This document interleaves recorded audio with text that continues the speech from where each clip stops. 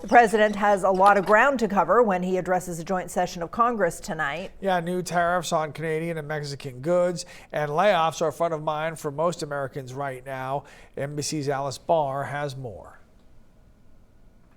This morning, trade tensions ramping up with China announcing retaliatory tariffs on some U.S. food imports. Canada vowing similar steps in response to new U.S. tariffs that took effect overnight, including a blanket 25% tariff on all imported goods from Canada and Mexico and an additional 10% on Chinese imports. What they have to do is build their car plants, frankly, and other things in the United States, in which case they have no tariffs. American companies now bracing to eat added costs or pass them along to consumers.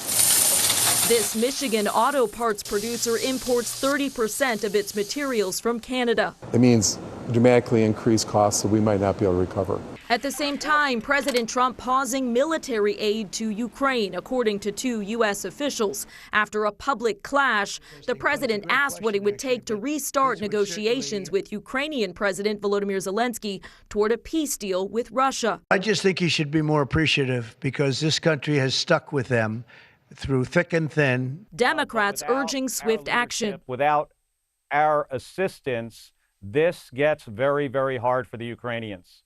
And by the way, it gets easy for Russia.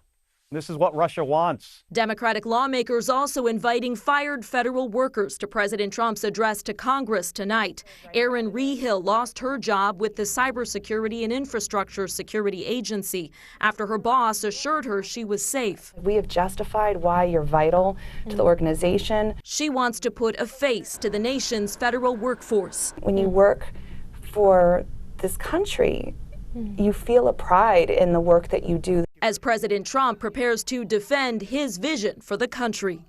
In Washington, Alice Barr, NBC News.